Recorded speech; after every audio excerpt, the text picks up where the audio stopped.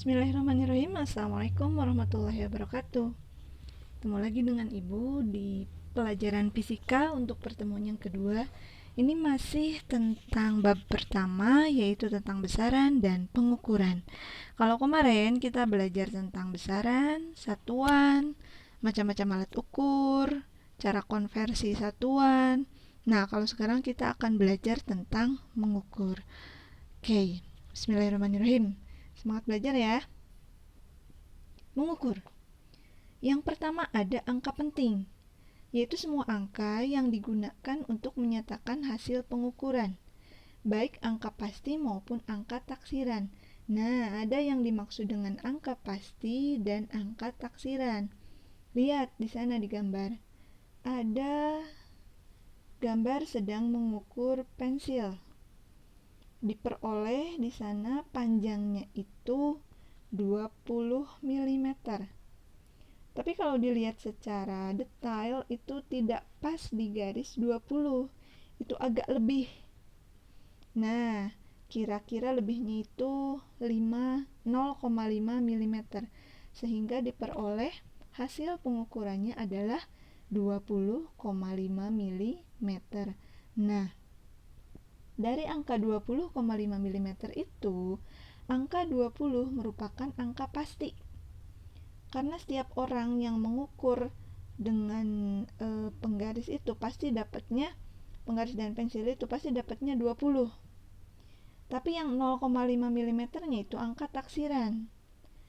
Karena bisa saja misalkan si A dapatnya itu 20,5 mm.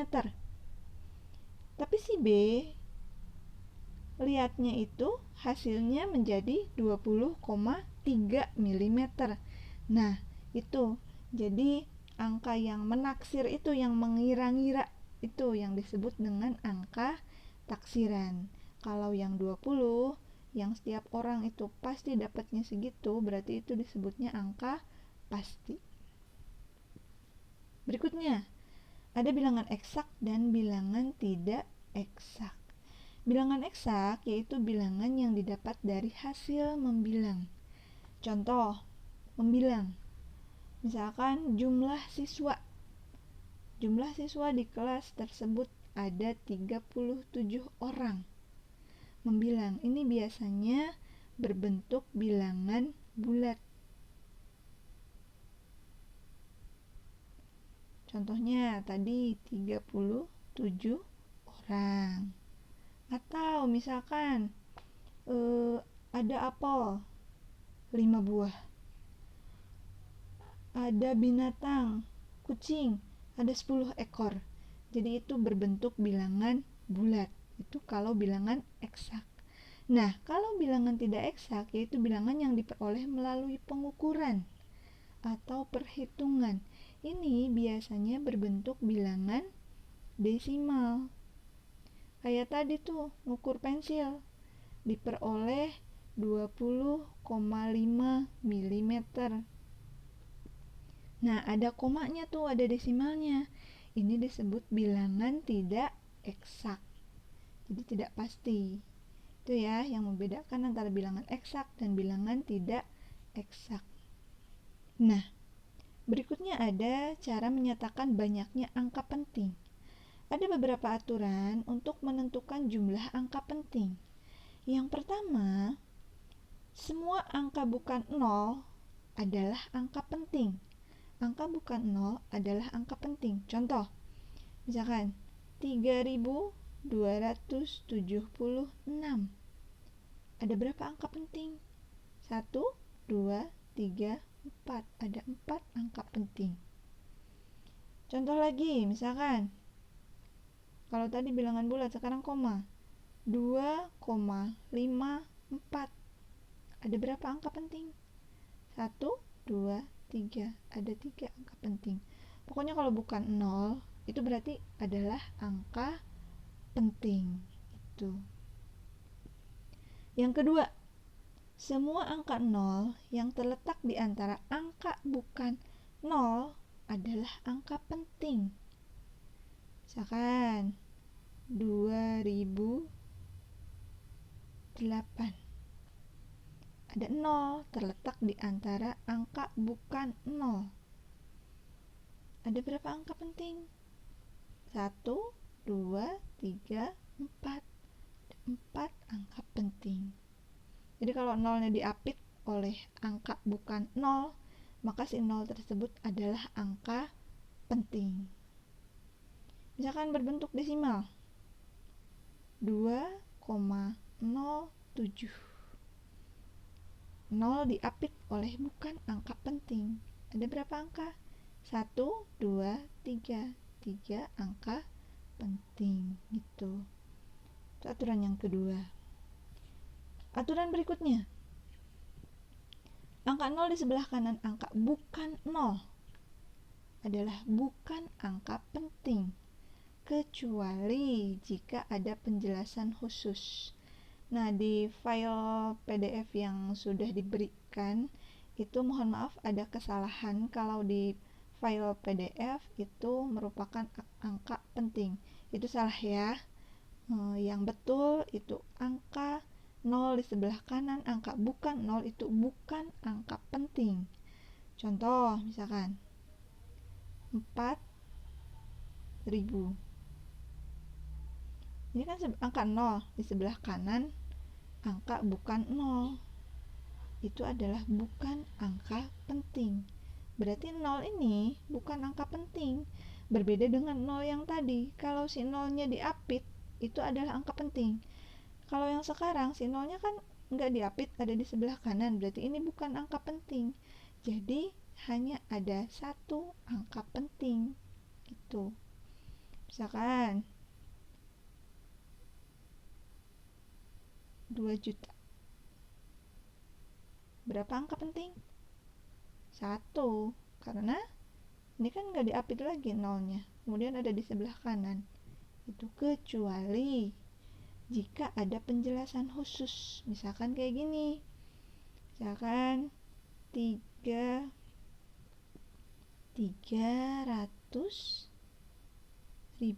Nah, di sininya ada garis.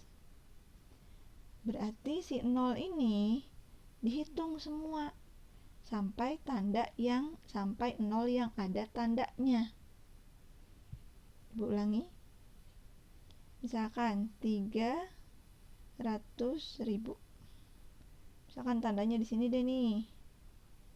Nah, dihitung sampai yang ada tandanya. Berarti 1, 2, 3, 4.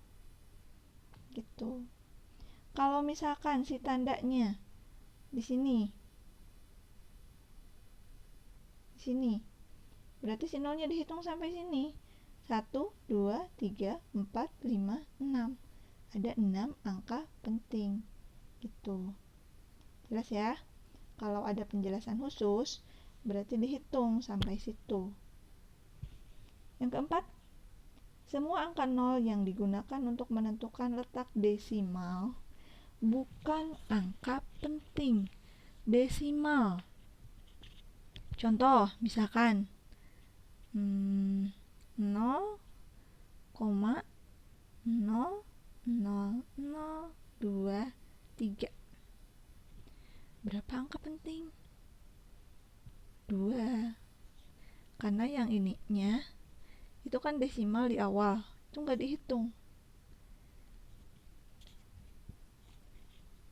Ingat ya, kalau desimal di awal itu bukan angka penting, kecuali kalau di tengah-tengah kayak tadi. Kalau di tengah-tengah misalkan di sininya ada angka dulu 0,1002. Nah, ini kan diapit, beda lagi ceritanya. Berarti ada berapa angka penting?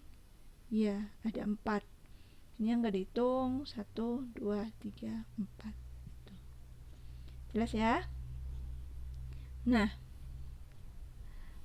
iya. Kecuali kalau desimalnya kayak gini. Misalkan desimalnya di akhir. Misalkan 7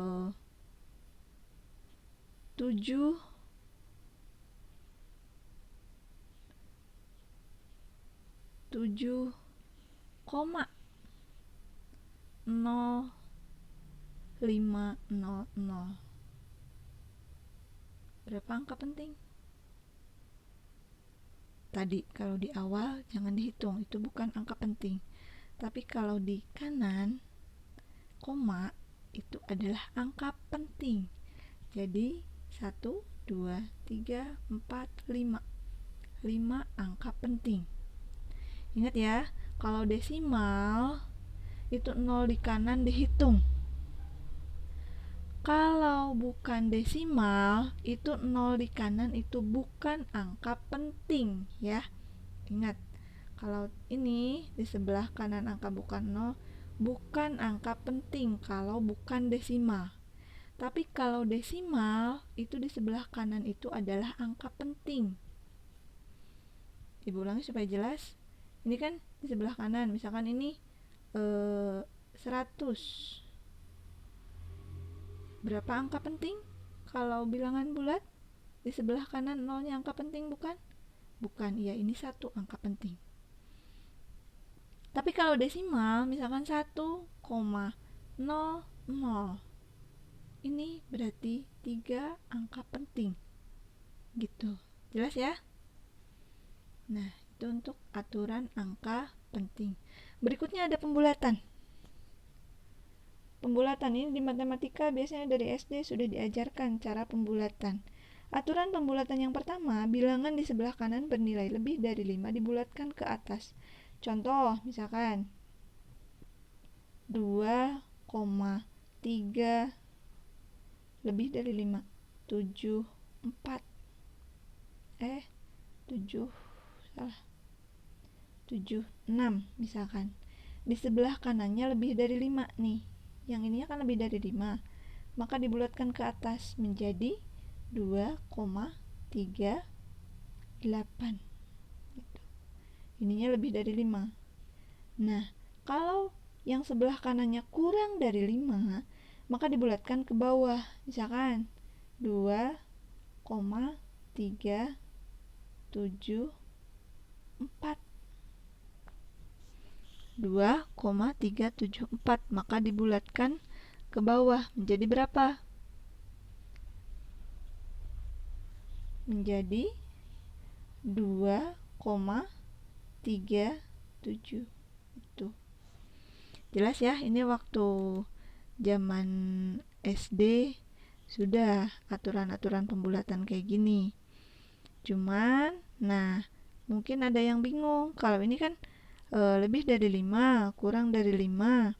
Kalau lebih dari 5 berarti dibulatkan ke atas. Kalau misalkan kurang dari 5 berarti dibulatkannya ke bawah. Nah, gimana kalau misalkan bilangannya 5?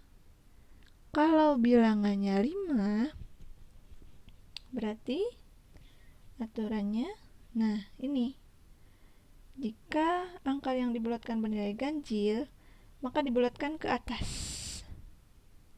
Contoh, misalkan 2,375. Jika angka yang dibulatkan bernilai ganjil, maka dibulatkan ke atas. Kalau tadi angka terakhirnya itu kan lebih dari 5, kurang dari 5. Nah, ini angka terakhirnya itu 5. Gimana? Lihat angka sebelumnya. Jika angka sebelumnya ganjil, maka dibulatkan ke atas. Maka menjadi 2,38. Kalau misalkan angka yang dibulatkannya bernilai genap, maka dibulatkan ke bawah. Misalkan 2,365. Ini kan genap nih. Berarti dibulatkan ke bawah menjadi 2,36 gitu. Jelas ya? Oke, next. Nah, berhitung dengan angka penting. Yang pertama ada penjumlahan. Penjumlahan angka penting. Aturannya hati-hati tertukar dengan aturan di dalam matematika. Karena betul di dalam matematika belum tentu betul di dalam aturan angka penting fisika. Contoh, Misalkan 1, berapa ya? 415 ditambah 2,56. Aturannya hanya diperbolehkan memiliki satu angka taksiran. Angka taksiran itu adalah angka yang paling akhir. Nah, kalau di angka ini berarti angka taksirannya itu nih, angka taksirannya. Ini angka taksirannya. 5 angka taksiran, 6 angka taksiran. Itu. Jumlahkan. Ini berarti 5, 1 tambah 6, 7, 4 tambah 5, 9, kemudian 3,975. Ada berapa angka taksiran? Ada 2 angka taksiran kan? 5 yang ini angka taksiran, kemudian 7 yang ini juga angka taksiran, karena dari atasnya 6-nya merupakan angka taksiran. Itu. Nah, kalau di dalam matematika ini benar. Tapi di dalam fisika, karena menurut aturan fisika hanya diperbolehkan memiliki satu angka taksiran, ini salah. Jadi harus disamadengankan lagi. Sorry. Tadi 1,415 ditambah 2,56 ya.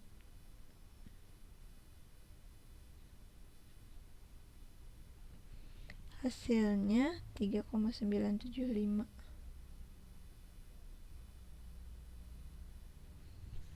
Oke. Kalau di dalam matematika tadi ini betul. Tapi kalau di dalam fisika ini salah. Kenapa salah? Karena ada 2 angka taksiran, yaitu 7 dan 5. Nah, ini harus disamadengankan lagi. Jadi, kalau di dalam fisika itu 3,975 itu karena boleh satu angka taksiran, maka menjadi 3,9. Nah, angka terakhirnya 5. Ininya 7. Tadi menurut pembulatan, dibulatkan ke atas atau ke bawah. Kalau angkanya ganjil, berarti dibulatkan ke atas, maka hasil akhirnya 3,98 gitu. Nah, kemudian berikutnya, ini aturan penjumlahan. Ingat, hanya boleh satu angka taksiran. Berikutnya perkalian angka penting. Dalam perkalian dan pembagian angka penting, hasilnya dinyatakan dalam jumlah angka penting yang paling sedikit, sebagaimana banyaknya angka penting ya dari bilangan yang dihitung. Contoh, misalkan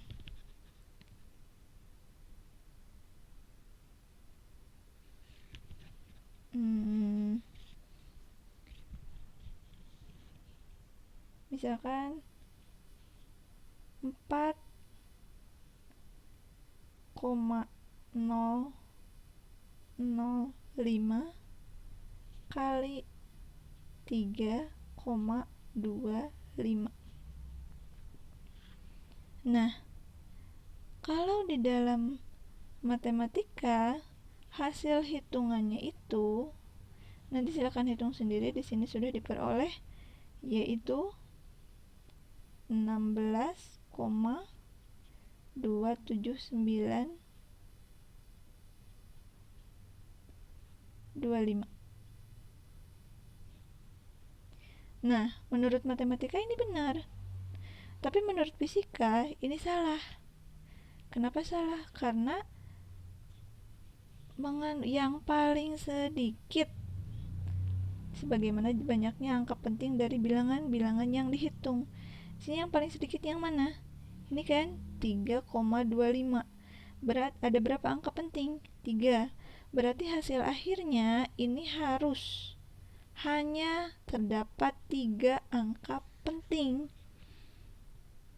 Jadi hasil akhirnya adalah 1, 2, 3. Hanya 3 angka penting. Lihat, ini kan 2. Setelah 2-nya angka 7. Dibulatkan. Berarti menjadi dibulatkan ke bawah atau ke atas? Ya, bulatkan ke atas. Jadi 16,3 gitu. Jelas ya? Pokoknya kalau perkalian, hasil akhirnya itu menurut jumlah paling sedikit dari angka yang dikalikan. Ini hitung dulu hasilnya, kemudian lihat yang paling sedikitnya berapa angka. Ini kan 3 angka nih, 3 angka penting, 3,25. Maka di sininya juga diambilnya 3 angka. Nah, berhubung dibulatkan dan karena angka di sebelah kanannya 7, itu berarti dibulatkan ke atas, maka hasilnya menjadi 16,3. Gitu. Jelas ya? Nah, berikutnya ada kesalahan dalam pengukuran. Yang pertama ada kesalahan kalibrasi, kesalahan titik nol, kesalahan mutlak alat ukur, dan seterusnya. Ibu jelaskan secara singkat ya. Kesalahan kalibrasi sudah ada di file PDF juga. Itu merupakan kesalahan yang disebabkan karena pembagian skala alat ukur yang tidak tepat. Ini biasanya karena alat ukurnya sudah tidak baik. Biasanya sudah rusak karena termakan usia, suhu, atau karena kelembaban dan lain sebagainya. Contoh misalkan ukur pakai penggaris, penggarisnya udah lama tuh, garis ukurnya sudah tidak jelas. Nah, bisa terjadi kesalahan gitu. Yang kedua, kesalahan titik nol, yaitu kesalahan yang disebabkan karena alat ukur saat tidak dipakai tidak menunjukkan titik nol. Misalkan timbangan yang betul itu ketika tidak dipakai itu menunjukkan ke angka 0. Nah, ini ketika tidak dipakai si timbangannya misalkan nunjuk ke angka 2 kg. Jelas salah nanti hasil akhirnya karena timbangan dari titik awalnya itu bukan dari titik 0. Berikutnya ada kesalahan mutlak alat ukur, yaitu kesalahan akibat penggunaan alat ukur dengan tingkat ketelitian yang tidak sesuai. Misalkan untuk ketelitian jangka sorong itu kan 0,1 mm. Nah, digunakan untuk mengukur kertas yang tebalnya sekitar 0,01 mm.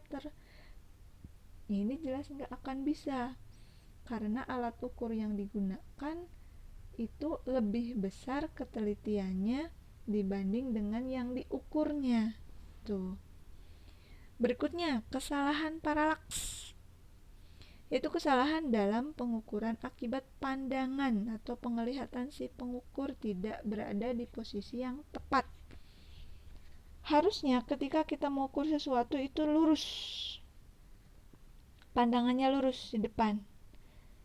Kalau kita ngukur dan kita berada di kanan atau kiri dari sesuatu yang diukur, itu pasti hasilnya akan salah. Dan kesalahan itulah yang disebut dengan kesalahan paralaks gitu. Berikutnya ada kesalahan kosinus dan sinus. Nah, ini biasanya digunakan misalkan untuk mengukur tinggi suatu benda atau suatu gedung lah. Itu harus benar-benar tepat. Jaraknya lurus, kemudian tegak lurusnya itu harus benar-benar tepat. Kalau tidak tepat, itu nanti akan ada kesalahan sinus dan kosinus. Itu harus sejajar, lurusnya itu harus benar-benar tepat. Gitu. Nah, berikutnya ada kesalahan akibat benda yang diukur. Ini biasanya terjadi akibat benda yang diukur itu mengalami perubahan bentuk. Contoh, misalkan Besi, ketika di suhu normal besi diukur diperoleh ukurannya panjangnya sekian, tapi ketika dipanaskan karena memuai itu ukurannya akan berbeda. Nah itu, jadi bisa saja kesalahannya terjadi karena bendanya sendiri, bukan karena yang mengukurnya atau alatnya.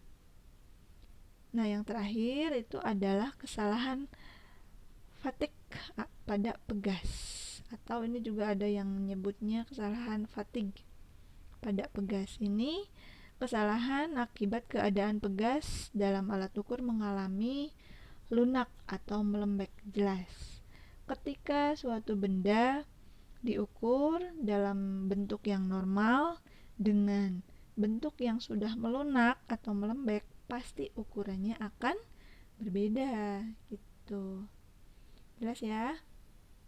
Nah, ini ada latihan, silahkan nanti kerjakan. Ini beberapa aturan, ada jumlah angka penting dan kemudian hasil penjumlahan pengurangan perkalian angka penting. Silahkan nanti kerjakan ya. Oke, sekian penjelasan dari Ibu. Terima kasih, tetap semangat. Wassalamualaikum warahmatullahi wabarakatuh.